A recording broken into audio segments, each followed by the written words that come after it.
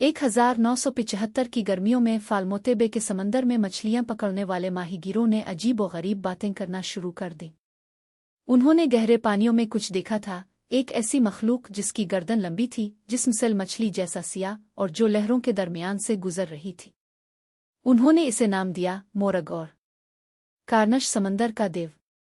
और देखते ही देखते पूरे साहिली गांव में इसी का चर्चा था। मगर उस कहानी की जुड़ें और भी गहरी थीं। बूढ़े माहीगीर कहते थे कि ये मखलूक पहली जंग अजीम के ज़माने में नमूदार हुई थी, जब एक जर्मन आबदोज ने बरतानवी बहरी जहाज़ को डुबो दिया था। उनके बयानात में ये 60 फुट लंबा मगरमच्छ नुमा जानवर था, जालीदार पंजे और ऐसी दाम जो किसी कुश्ती को पिल भर में तिनकों की तरह बखेर दे।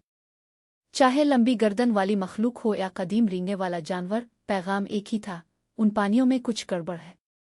1976 में एक फोटोग्राफर ने फाल्मोते पैकेट अखबार को एक तस्वीर भेजी।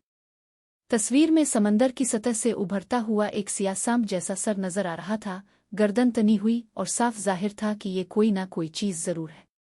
फोटोग्राफर ने अपना नाम बताने से इनकार कर दिया। बस इतना कहा, मेरा नाम मेरी एफ है। चंद हफ्तों में ये खबर चारों तरफ फैल गई।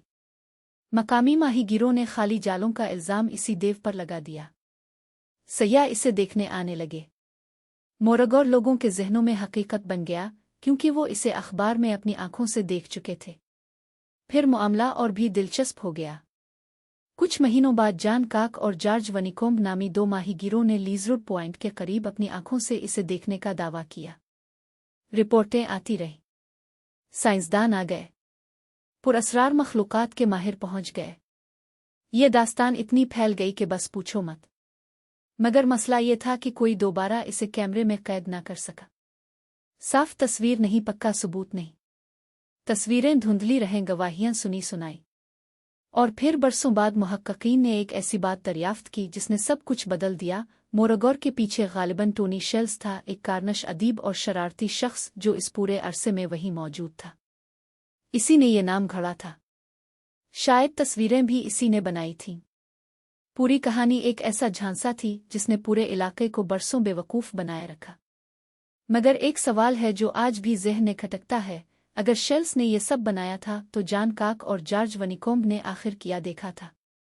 क्या इस झूठ ने अनजाने में किसी ऐसी चीज़ को जगा दिया जो पहले से वहां मौजूद थी? अब फिर कहानी इतनी सच्ची लगने लगी कि लोगों ने वही देखना शुरू कर दिया जो वो देखना चाहते थे। आप बताएं, फाल्मोते बे में असल में क्या हुआ था?